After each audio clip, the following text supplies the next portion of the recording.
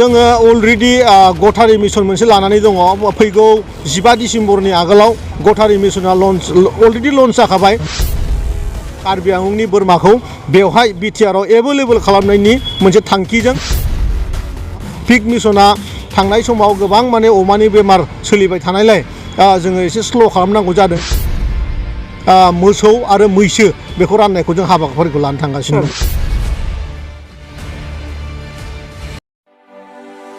December दानाव 500निबो बांसिन सुबुंफोरा बोरमा फिसिनाय बिथांखिखौ मोननो हागोन राकेश ब्रह्म। फैगौ डिसेम्बर दानाव बिटिआरआव बेखेवगोन बोरमा फिसिनाय बिथांखि। सा 500निबो बांसिन सुबुंफोरा बोरमा फिसिनाय बिथांखिनि गेजेरजों मदद मोननो हागोन। बे बोरमा फिसिनाय बिथांखिखौ मावफुंनो थाखाय प्रमद बर'नि सोरखारा थियारि जाबाय आरो बेनि थाखाय सायख'नाय जाखाबाय होनना बिटिआरनि मावफुं सोद्रोमा राकेश ब्रह्मआ तामुलपुर जिल्लायाव सा 100 सुबुंफोरनो बोरमानि जोलै राननानै होना फोरमायथियो। बेजों लोगोसेनो अमा फिसिनाय बिथांखिखौ सिगाङावनो मावफुंनाय जागौमोन, नाथाय गेजेर समाव अमानि बेरामा सन्देरनायनि थाखाय थाद'नो गोनां जादों, जायनि थाखाय आरो अमा मिशनखौबो थाबैनो मावफुंनाय जासिगोन होनना फोरमायथियो। बेजों लोगोसेनो मोसौ आरो मैसोफोरखौ फैगौ डिसेम्बर दानावनो तामुलपुर आरो उदालगुरि जिल्लानि मोननो गोनां सुबुंफोरनो राननानै होनाय जागोन होनना मावफुं सोद्रोमा राकेश ब्रह्मआ फोरमायथियो। अलरेडि सोलिगासिनो दङ भेटेनारि डिपार्टमेन्टनिफ्राय जि गटारि फार्मिं खालामनायनि जि मोनसे थांखि मानगोनां प्रमद बर' सारनि दैदेननायाव फुरा बिटिआर नाङैनो बोरमा अमा आरो मोसौ बेनि जि माने लाइफ स्टकनि सायाव बांसिन माने खामानि मावनायनि मोनसे गोसोजों जों बे खामानिखौ मावगासिनो दङ आरो बियो दिनै तामुलपुर डिस्ट्रिक्ट हिसाबै जोङो 100टा सेल्फ हेल्प ग्रुपनो दिनै जोङो बोरमा राननानै होनायनि मोनसे प्रग्राम लादों आरो बे हाबाफारिया तामुलपुराव मोजाङै सोलिगासिनो दं आरोखि।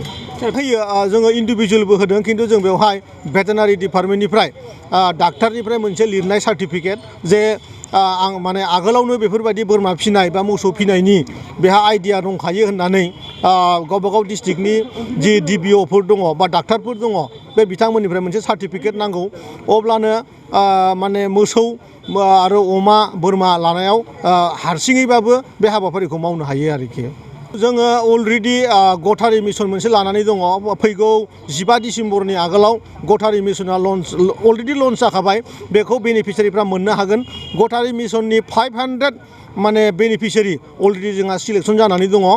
बेवहाय बिसोरो मोनसे माने गोदान जुगजों बानायनाय मोनसे न' मोनसे मोनफागोन, माने बे न'खौ मोनसे जायगानिफ्राय मोनसे ट्रेन्सफार खालामनो हागोन, माने थिखोनो हायो गोरलैयैनो आरो बेलेग जायगायाव लांनानैबो शिफ्टिं खालामनो हागोन। बिदि मोनसे मडार्न मोनसे फल' खालामनानै न' बानायनाय जादों आरो बेजोंहाय जोङो मिथिगौ कार्बि आंलंनि जि माने बोरमा बेयो एसे माने मोजां थाखोनि बोरमा, गतिके जों कार्बि आंलंनि बोरमाखौ बेवहाय बिटिआरआव एभेलेबल खालामनायनि मोनसे थांखिजों गड मिशनखौ लानाय जादों आरो गड मिशनाव जायफोर बेनिफिसियारिफोर सिलेक्सन जानानै दङ बिथांमोना 15 डिसेम्बराव बे गडफोरखौ मोननो हागोन। आरो बिदिनो पिग मिशना अलरेडि लन्च जानानै दङ।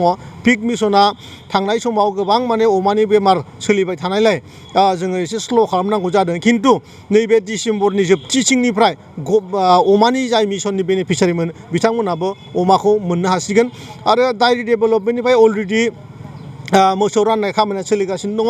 दाख्लै जोङो चिराङाव 100टा सेल्फ हेल्पनो बा इन्डिभिजुवेलनो जोङो दाख्लैनो अलरेडि होखांबाय। नैबे खेबाव जोङो फैगौ डिसेम्बर आरो 20 तारिखनि आगोलाव डिसेम्बरनि जों तामुलपुराव जि मोननांगौ मानसिफोर जायफ्रा सिलेक्सन जानानै दङ, तामुलपुर आरो उदालबारि बे मोननै डिस्ट्रिक्टखौ लानानै जों तामुलपुरावनो डायरि डेभेलपमेन्टनि मोसौ आरो मैसो बेखौ राननायखौ जों हाबाफारिखौ लानो थांगासिनो दं।